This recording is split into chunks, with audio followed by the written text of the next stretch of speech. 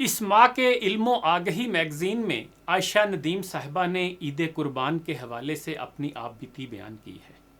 وہ کہتی ہیں کہ ہمارا تعلق ایک متوسط طبقے سے ہے۔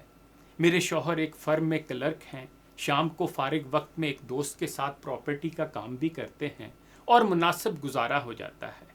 2 سال قبل میں نے ہر ماہ کچھ پیسے بچا کر رکھنا شروع کیے اور گزشتہ عید قربان سے قبل میں نے اپنے شوہر کے آگے 20,000 روپے رکھ دیے اور کہا وقت نکال کر کوئی مناسب سا بکرا خرید لائیں تاکہ ہم بھی قربانی کر سکیں۔ پھر وہ کہتی ہیں کہ میرے میاں کہنے لگے مہنگائی بہت ہے، اتنے میں بکرا ملنا مشکل ہے، میرے پاس بھی کچھ پیسے ہیں، وہ ان میں ملا کر کوئی مناسب جانور لے آتا ہوں۔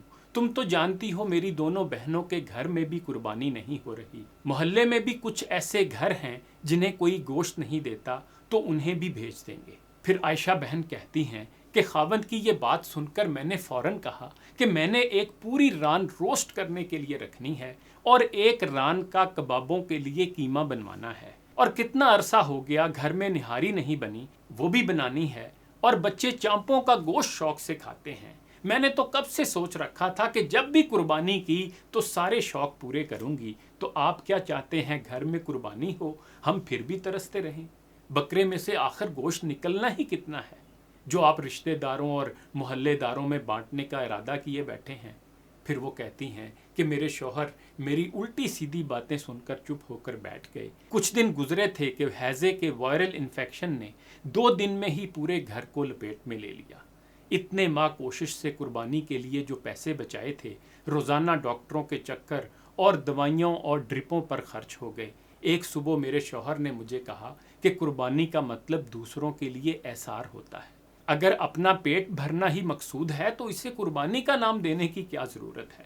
پھر میرے شوہر نے کہا کہ شاید یہ سب تمہاری خود غرضی اور بدنیتی کا نتیجہ ہے کہ اللہ نے ہم سے قربانی کی توفیق چھین لی۔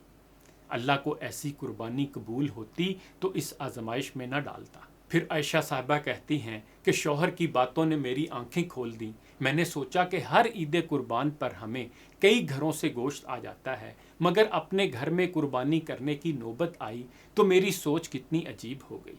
پھر میں نے اللہ سے معافی مانگتے ہوئے عہد کیا کہ اگر اللہ نے توفیق دی تو غریب عزیزوں اور محلے داروں میں گوشت ضرور بانٹوں گی، آئندہ کبھی ایسا نہیں سوچوں گی۔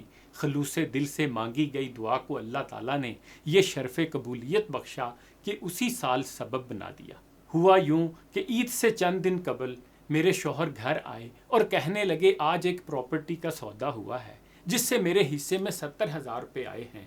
تو عائشہ بہن کہتی ہیں کہ میں نے وہ رقم واپس کرتے ہوئے کہا کہ ان پیسوں سے آج ہی اچھا سا بکرا لے آئیں اور اپنی بہنوں کو بھی پیغام بھجوا دیں کہ اس بار عید ہمارے ساتھ کریں۔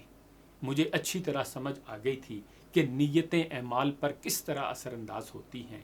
اللہ میری قربانی ضائع نہیں کرانا چاہتا تھا، بس سبق دینا چاہتا تھا، اس لیے سبق دے کر قربانی کی توفیق عطا فرما دی۔ قربانی کرنے والے سب لوگوں کو چاہیے کہ قربانی کا سارا گوشت فریج میں سٹور کرنے کی بجائے ان کے گھروں تک پہنچائیں جو قربانی کی استطاعت سے محروم ہیں، اور ہمارے دین نے جس طرح قربانی کے گوشت کے حصے کرنے کا حکم دیا ہے اس طرح حصے کیے جائیں۔